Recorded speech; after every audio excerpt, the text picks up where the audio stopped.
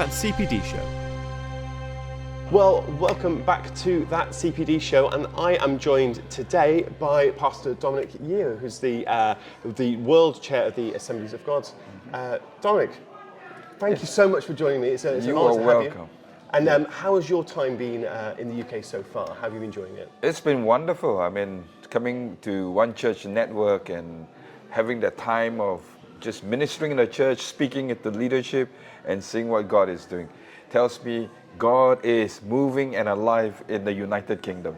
Fantastic, fantastic. Well, it is great to have you, and it's been great to have you ministering in churches, and I know you're heading up to Coventry later today, so thank you for taking the time to speak with me. And we're here to talk about development today, and this podcast is all about development, and we're going to talk about 3 resources that have been really helpful for you. But before we do that, one thing we want to do at the start of every podcast is talk about your favourite desserts. It's a great, I always think that dessert and development just work together for some reason. And so I'd love to talk to you. What is your favourite dessert? Well, when it comes to food, I like the main thing, the main event. I don't really have a lot of favorite desserts, but if I were to name a couple, I like fruitcake. And so I always enjoy Christmas season when we are given fruitcakes and enjoy eating fruitcakes. And I like ice cream as well. Yeah, very, very good. You see, I love a fruitcake. Firstly, it's a very Christmassy thing. You're absolutely right, and you've got that it's that lovely mix of it's not too sweet, but it's sweet enough, and it's great. I had one of the things that I remember insisting upon when I got married. My wife doesn't like fruitcake. Oh, but I love fruitcake. So we had to have one layer of the wedding cake had to be fruit, and the rest of it could be sponge and whatever else that she wanted. And then the funny thing was, I never actually got a piece of it in the end. Oh, that's so sad. I remember our wedding cake, which was a fruit cake, and the hotel did it so well that they said to us, you could keep the fruit cake for a year and eat it a year later. And so that's what we did. Wow. And was it better a year later than? It was just as good. Wow. Yes. I guess it's all those, all the things mixed together, and it keeps it all so nothing goes off and things like that. Yeah. No, I think that's a really great choice. And ice cream. Have you got a favourite flavour of ice cream as well? No, I just like sorbet. Sorbet is great. It's very, very good. Yeah, all flavours as long as sorbet. I do love a good sorbet, and then you're right. Any flavour is always very good. Excellent. I think two excellent additions there, and I think people will love listening to that, talking and thinking about fruitcake. I think might need to have a fruitcake when I listen to this. We're going to talk about development now, and I know you've got 3 with you, and we're going to talk about each one by one. Sure. What's the first resource that you've got with you that you want to talk about today? I think the first book that impacted me is by Daniel Goleman, and it has to do with primal leadership. Now, he has written lots of books. He's a great psychologist. And so in his book, he talks about emotional intelligence. And so that's his forte, dealing with emotional intelligence. But in this book, particular Primal Leadership, he talks about how as leaders, our emotion impacts the environment, our emotions impact our organization. So it's all about the mastery of emotional intelligence, because we lead with emotions. So if we come to the office and we have not mastered our emotional intelligence and to utilize the right form of emotions, our organization can be extremely driven to the point of toxicity, or it can be driven with lots of happiness, joy, and liberation. So his book, Primal Leadership, and the subsequent books that he has published, basically all oriented on emotional intelligence. And I think it's a good read and a good book in terms of its concept to be applied into our lives personally, before we even talk about how we practice our leadership in the office. But it deals firstly with this mastery, dealing with emotions that are toxic and how we need to try to negate it, and then emphasizing a lot on how we would build on this area of healthy emotions, that will lead to emotional intelligence. Yeah, you're right. I've heard a lot about those workplace emotions Yes. a lot, and when we think about that, what are some of those things that maybe for a minister listening to this, what are some of those emotions that maybe they need to be aware of, and then how do they manage and work on that kind of emotional intelligence, like EQ, I guess as it's called? Yes, I mean the reality is that God created us with emotions, both positive and negative, and if we are conscious of that which can impact others, you see, we want to use emotions to build those around us. We don't want to get into a situation where the outburst of our negative emotions begins to impact a staff member, so much so that they now would have something against us. And so one of the things that I do personally, and the application of this book after I read it, was that I told myself, as soon as I go to the office, whether I'm driving or I'm taking a bus, taking the tram, taking the subway, whatever it is, the moment I hit the office, I have to tell myself, today is a great day. Today is a day where I can bless my staff. Today is a day that I want to build somebody up.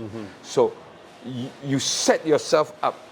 You allow the Holy Spirit to set yourself into that paradigm, so that when you step into the office, you are smiling, you're going up and greeting different folks. Yeah. So I think that's a pretty good starting point. Yeah. So when I was pastoring Trinity, I very often would tell the staff, when you come to the office, learn to smile.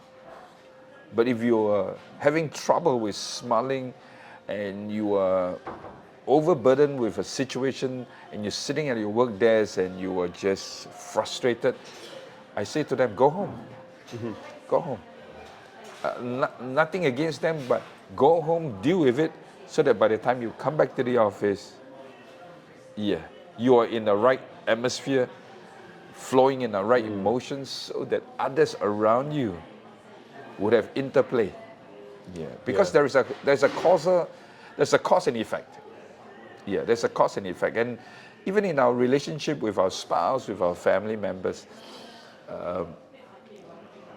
different things can trigger us. But if we are conscious of triggers, then we're not going to let those triggers cause a reaction. So in this sense, we are deliberately creating an atmosphere through emotional intelligence. So building a very strong EQ to be aware, to be cognizant of emotions, leading and emotions impacting, emotions that can build an organization. So if you have that frame in your heart and your mind, I'm sure the Holy Spirit will help us. You talked about if people, maybe staff members, maybe they're struggling with their emotions. What are some things that they can do to turn those emotions around? Because sometimes disappointments or the worries and stresses of life can really get in the way. What are some of the keys, do you think, that there are to help if someone does need that time to really think and work and change that around? What can they do? So this book is in reference to those of us that are leading people. So take, for instance, I come to the office and you are one of my staff members and you're struggling with something. Now, if I come into the office with negative vibes, you're not going to come and talk to me because you look at me and say, oh, Dom's a bad mood. Liverpool lost the game and he's, it's bad weather. So you're going to avoid talking to me. You're not going to be helped. But even if Liverpool loses the game and I'm able to deal with that as I come into the office with a smile, coming up to you, hey, how are you doing? And I notice you're not doing well. One of two things. Hey, buddy, do you want to go back and then come back again? Or, hey, do you want to talk about it? So I'm now leading in a healthy emotion. I'm leading with high EQ that can facilitate you sharing so that it will not impact me, but as you share, you are taking off that negative emotion, and I've already built the atmosphere of unconditional acceptance. I built the atmosphere of freedom. I built the atmosphere of safety from my emotions. It helps you to share, it helps you to be open, and it helps you to understand that there is hope because of a healthy environment around me. Somebody's going to listen to me, somebody's going to help me point a way for me to get out of the hole that I'm in. Yeah, so. No, that's great. And I think for ministers thinking about the emotional intelligence, I think we often think about, we've got to preach the right message, or or set the vision, and all those things are obviously really important. But setting that environment, setting that the culture, setting the atmosphere within that staff team or leadership team, so important, I think. Yeah. I mean, the true application of it, just look at it for us who are senior leaders. We're preaching every week. Some mornings we get up on the wrong side of the bed. Some morning we get up with a great sermon ready to preach, and something happens in the household, and we leave the door kicking the dog as we are going out the door. It's not a good setting. It's not a good setting to get to the congregation and preach from a wounded heart. Yeah. So primal leadership then tells you you need to overcome, because you need to be conscientious and cognizant that your emotions filters out, your emotions reverberates out from us. Yeah. So then, therefore, I realize I have a tremendous responsibility. I may have woken up on the wrong side of the bed. I may need to get back into the bed and come out on the other side of the bed, so that when I come onto the pulpit, I'm no longer ministering from a wounded heart. I'm ministering from healthy emotions. Yeah. Great. So. Brilliant. Remind me, what's the name of that book? Primal Leadership. Primal Leadership. Yeah, by Daniel Goleman. Brilliant. Okay, Primal Leadership by Daniel Goleman. Excellent. Make sure that you check that book out. Should we go on to the second resource? What's the second one? Yeah, the second book that I really like is written by this man called Ken Blanchard. Ken wrote a book, 1 Minute Manager, and many leaders would have read this book, 1 Minute Manager. I mean, it's a book that is on the market for a long time. But his books are written with stories that is easy reading, but there is a particular book that I like. I mean, I read a lot of his books, but a book that is outstanding for me is the book entitled Gung Ho. And Gung Ho talks about 3 different animals, and he picks up the 3 animals, and through the animals tells us a story. Yeah, it talks about two persons belonging to the same organization, and how one has a different attitude, a different perspective to the organization, and the other having a healthy perspective, and that led them to success. And so that is a pretty good book, Gung Ho. And Gung Ho talks about, firstly, about ensure that your work is worthwhile. Yeah, and I think a lot of times we come to the ministry, we approach what we're doing, and we're wondering, does it make a difference? Yeah, and so Gung Ho in that book teaches you to reorientate yourself, to see that, what you are doing, even though you may be pushing your pen, putting ink on a pen rather than out there preaching, winning the world for Jesus, it's still worthwhile work. Yeah. So it's how you orientate it. It talks about how teamwork is important. Yeah. So there are 3 different dimensions of this book that I feel like every great leader ought to read this book, understand the good concepts that is found from this book, so that we can make an impact wherever we go. Yeah. Yeah. So I think the first point here is about work that is worthwhile. giving what we do the sense of high value. And then secondly, the second concept of Gung Ho deals with ownership. Letting people have ownership in the production of what they're doing, which is very important because sometimes in organization we can be so controlling that there is no sense of ownership. Yeah. When work is worthwhile, people want to have an ownership. Yeah. If it's worthwhile yet there is no ownership, after a while, people become errand boys. And when they're errand boys, they are relegated to a level of playing at a lower level that has been kept because we have not given empowerment into people's life. And so it teaches me in this book that as a leader, I need to help people understand work is worthwhile, a high value of work. Number two, the high ownership in what they're doing so that they are in control. And then thirdly, he talks about how we can be cheerleaders for each other. Yeah, how we should be cheering one another on.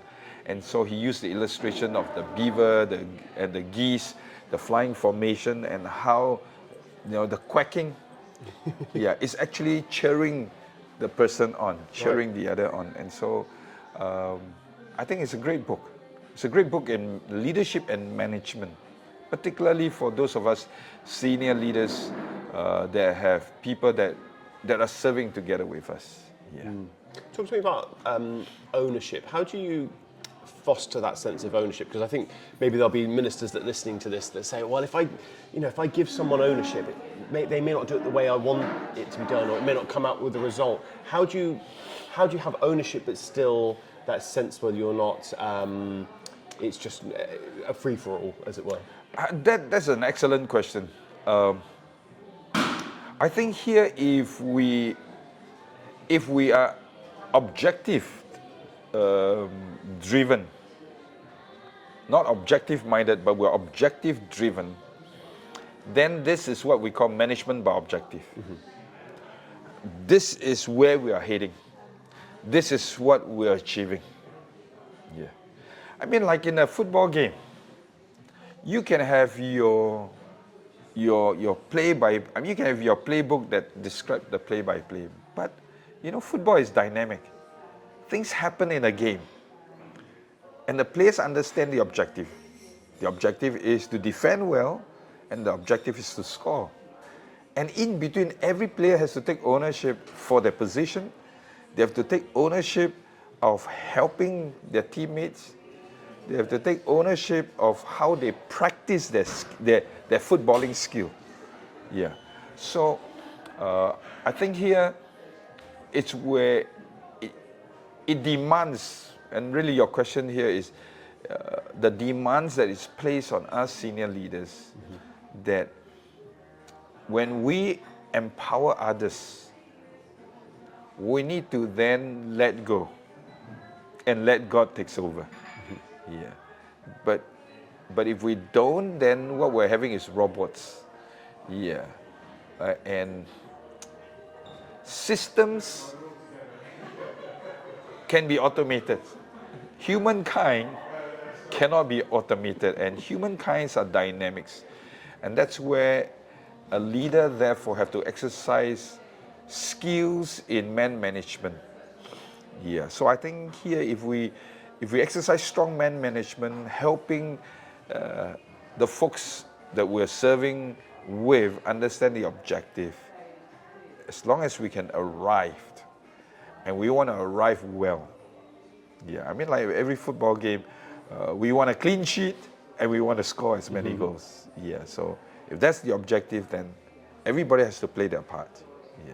Yeah, and everyone has their role, and like on a football pitch. But like you said, there's those dynamics where if the opposition are lined up in a different way, then you have to change on the pitch and on the fly, and if a person doesn't have ownership and they can only go in certain directions, then it's going to limit the effectiveness. So could you imagine the wingback getting a ball and the whole entire flank is empty and he runs all the way to the midline and then he says, no, I'm not supposed to be there. And so he doesn't take the ball forward down the flank and crosses it. There's a missed opportunity because they don't understand the objective. But because they're too centered on my function. So yes, your function is important, but how's your function related to the objective? Because sometimes your strikers may be tired. Sometimes your strikers may be marked. Sometimes the strikers may not be in the right place. What's one thing that you think that pastors and ministers could do to increase the ownership within their congregation, do you think? Okay, before I get there, I think we talk about our immediate team first. Yeah, sure. I think if I'm going to increase ownership, I must first do it with my team. And I think if I can have strong communication and strong relationship with my team, and we have great opportunities of talking about it together, playing together, dreaming together, that's a good starting point. Because then you can cascade it down to the congregation. But okay, for churches and for some of our churches, there isn't a strong, what we call, team. Then it's really between the pastor and the congregants. Then, therefore, what is important is that we need to build structures within the congregation for those that has a stronger sense of wanting to serve, filter forward, so that then they can become the team from the congregation that we can start working with. And the same principle apply. I want to build relationship with them. And then I want to share with them a compelling vision that would unite them to come together. I will spend time to ensure that we are speaking the same language, which is important because if we are all speaking the same language, then it tells us that we have the same objective in mind. And once we have the same objective in mind, then what is important is that I help. And of course, you need to train and then you need to release them. You need to train and release them to function in their best gift mix, to bring the congregation along with us towards the objective. So I will begin with that. But for churches that have a team, to me, that's the middle management that we have to address. That's the group that we need to work with. Great, that's brilliant. So that's Gung Ho by Ken Blanchard. Yes. Great. Let's move on to your final resource. What's the final one? The final book is a book that deals with leadership mastery throughout the organization. It's called The Leadership Challenge by what's the guy's name? That's okay. Okay. In a moment's time, I'll get to you. But in the book called Leadership Challenge, he talks about 5 very clear leadership challenge that confronts every leader, every team, and every organization. So the church is an organization. Our congregation is part of the organization. So number 1, every leader needs to model the way. What we say and what we do becomes very important. I find it strange that a lot of pastors have a great vision, but what they do negates the vision. So if we say we're gonna see 1 million churches for the Assemblies of God by the year 2033, and we're not interested in church planting, we're more interested to do all kinds of other stuff, then we are not modeling the talk. So that becomes the first leadership challenge that all of us need to come into the place of reconciliation. So we need to clarify our values, we need to clarify our action, we need to clarify where we put our resources. Is it in line with what we're saying?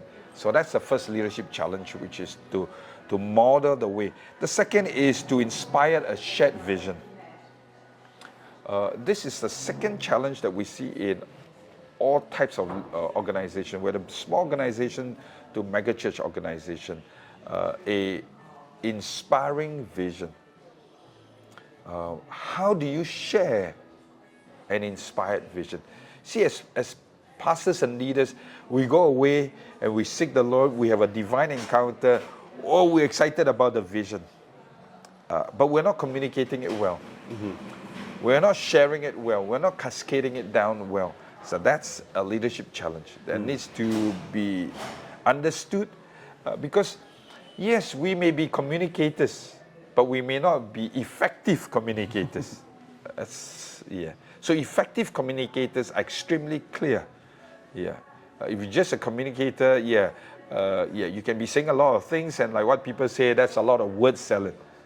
So I think here is learning to envision, or what I will use my own words, vision engineering.